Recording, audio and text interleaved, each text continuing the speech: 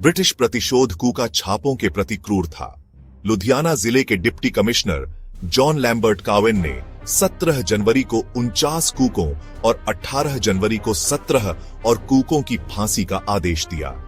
कूकों को तोपों के सामने रखा गया और हजारों दर्शकों के सामने खुले मैदान में उड़ा दिया गया। नमधारी कौन है? लोकप्रिय धारणाओं के विपरीत 1857 के विद्रोह के बाद के दशकों में भारतीयों ने ब्रिटिशों के खिलाफ हथियार उठाना जारी रखा। ये आंदोलन स्थानीयकृत थे और इसलिए औपनिवेशिक शक्ति द्वारा आसानी से दबा दिए गए। ऐसा ही एक विद्रोह पंजाब में नमधारियों द्वारा किया गया था। इन्हें कूका भी कहा जाता है क्योंकि ये अपने उच्च स्वर में गुरबानी का पाठ करने के लिए जाने जाते हैं। पंजाबी में कूक का अर्थ चिल्लाना या रोना होता है। नमधारी एक सिख संप्रदाय है जिसकी स्थापना सतगुरु राम सिंह ने 12 अप्रैल 1857 को लुधियाना में की थी।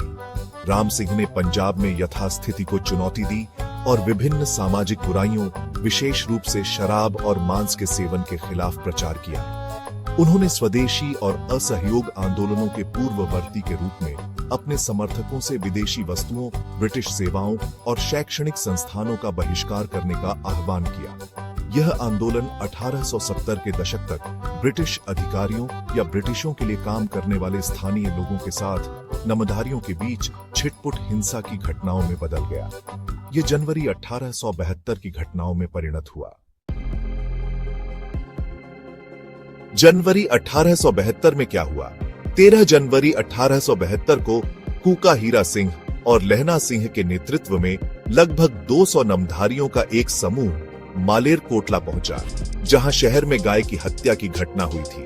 नमधारी लंबे समय से गाय की हत्या पर प्रतिबंध लगाने की मांग कर रहे थे। 15 जनवरी को कूकों की सरकारी अधिकारियों के साथ झड़प हुई। दोनों पक्षों ने चोटों की सूचना दी। उसी दिन 150 कूकों का एक दल लुधियाना के मालाउद किले पर भी हमला किया, जो एक स्थानीय शासक के अधिकार क्षेत्र में था, जो ब्रिटिशों के प्रति वफादार था। यह हमला भी विफल रहा। अंततः कई कूकों ने आत्मसमर्पण कर दिया। ब्रिटिश प्रतिशोध कूका छापों के प्रति क्रूर था। लुधियाना जिले के डिप्टी कमिश्नर जॉन लैम्बर्ट कावेन ने 17 जनवरी को 49 कूकों और 18 जनवरी को 17 और कूकों की फांसी का आदेश दिया। कूकों को तोपों के सामने रखा गया और हजारों दर्शकों के सामने खुले मैदान में उड़ा दिया गया। 66 शहीदों में से एक 12 वर्षीय बिशन सिंह था।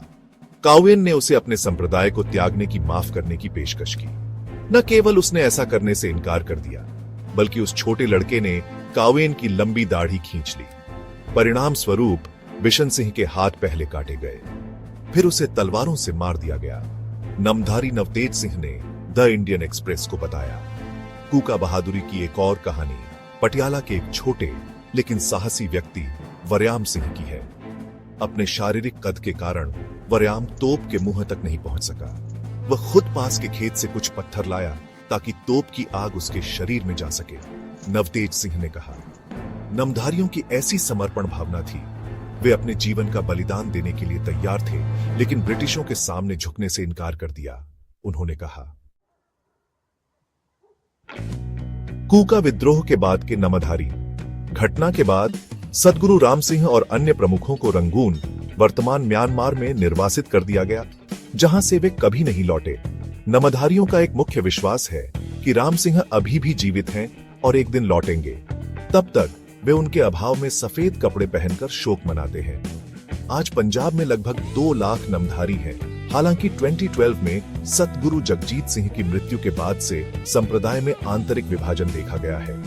कुछ समर्थकों ने हरियाणा के सिरसा में मुख्यालय वाले ठाकुर दिलीप सिंह के पीछे रैली की है।